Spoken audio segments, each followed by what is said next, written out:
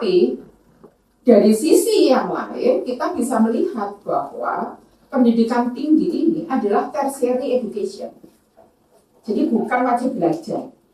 Artinya tidak seluruhnya lulusan SLTA, SMK itu wajib masuk perguruan tinggi. Ini sifatnya adalah pilihan. Siapa yang ingin mengembangkan diri masuk perguruan tinggi, yaitu sifatnya adalah pilihan, bukan wajib. Assalamualaikum warahmatullahi wabarakatuh. Selamat datang di channel Kehidupan Islami.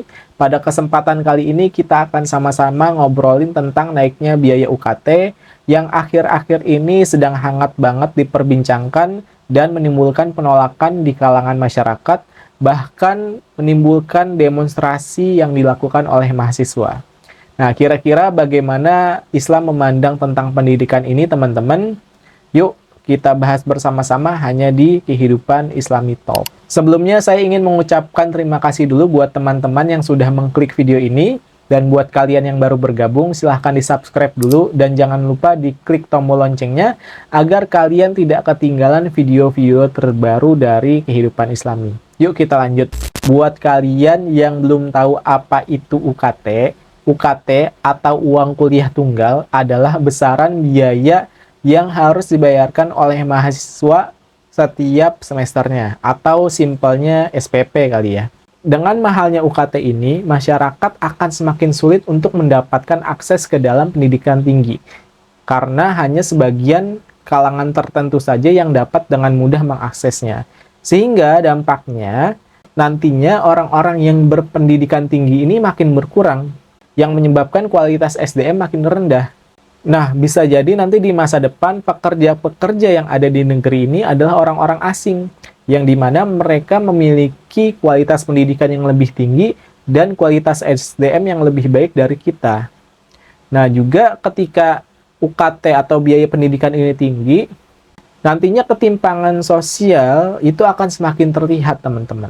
Karena jelas pendidikan tinggi itu hanya bisa diakses oleh orang-orang yang memiliki kekuatan finansial berlebih. Nah, sedangkan kaum ekonomi lemah akan semakin sulit, bahkan kalau bisa dikatakan tidak bisa, sulit sekali untuk mendapatkan akses ke dalam pendidikan tinggi ini.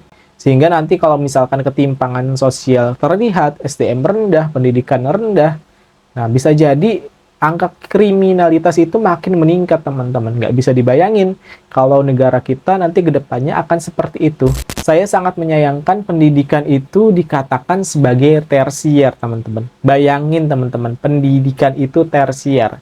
Berarti orang-orang yang bisa mengakses pendidikan, yang menikmati pendidikan ini, cuma mereka yang mau-mau aja, yang mampu-mampu aja. Sedangkan yang nggak mampu ya udah. Nggak bisa. Kenapa? Karena ini bukan kebutuhan pokok. Ini adalah kebutuhan tersier. Jadi wajar kalau misalkan biaya pendidikan tinggi itu mahal. Karena kenapa? Karena ini adalah kebutuhan.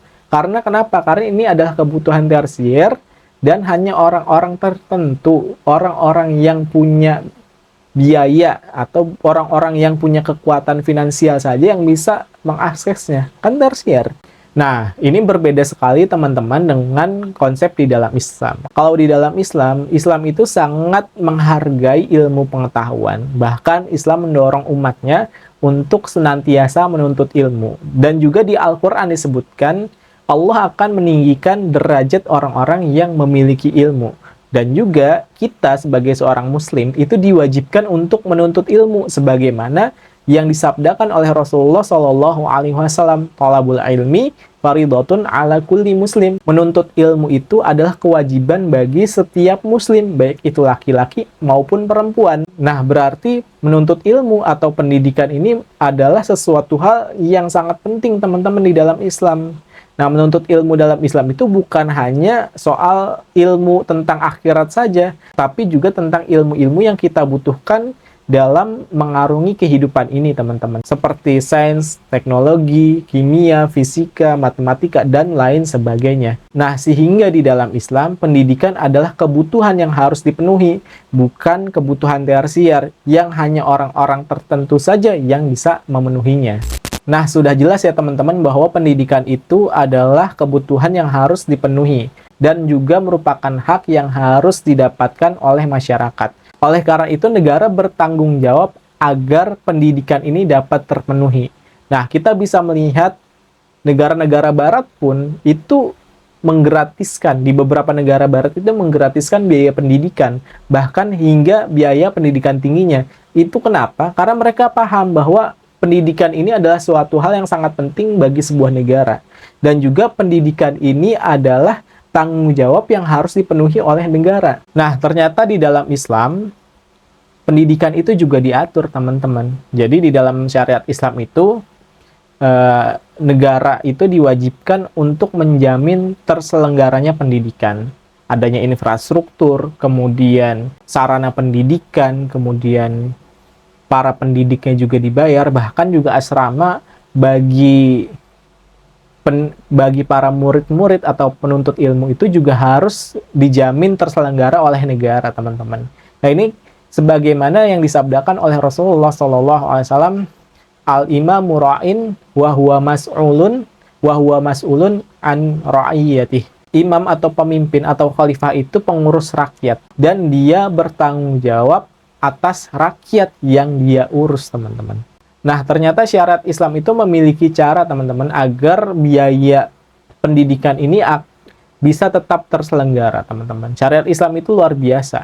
Nah, syariat Islam itu mengatur diantaranya kepemilikan umum itu nanti diatur oleh Islam sehingga bisa diambil biaya dari kepemilikan umum seperti dari migas, kemudian dari batu bara, dan lain sebagainya. Juga bisa dari infak, sodakoh, bisa juga dari jizyah, khoroj, dan lain-lain. Pemasukan negara di dalam Islam itu bukan dari pajak, tapi banyak aturan-aturan yang bisa menjadikan Islam itu memiliki banyak sumber-sumber pendapatan untuk negara. Nah, sehingga ketika pendidikan ini diatur dengan syariat Islam, insya Allah pendidikan itu akan menjadi maju, teman-teman. Kenapa? Karena di dalam Islam diatur bahwa pendidikan ini kewajiban.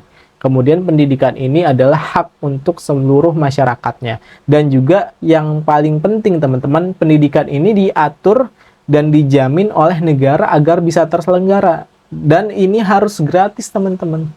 Enak banget kita kalau misalkan bisa hidup di dalam naungan syariat Islam, teman-teman.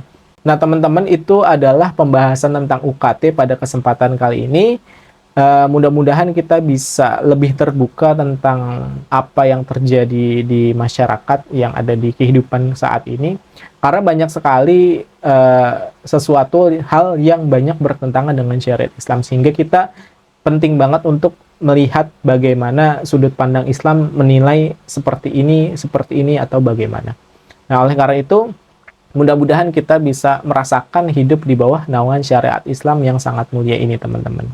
Oke, sekian pada video kali ini. Buat kalian yang belum subscribe, silahkan subscribe dulu. Dan jangan lupa diklik like, kemudian jangan lupa komentar juga. Dan jangan lupa di-share agar makin banyak yang dapat mendapatkan manfaatnya. Mohon maaf jika ada salah-salah kata. Terima kasih sudah menonton. Wassalamualaikum warahmatullahi wabarakatuh.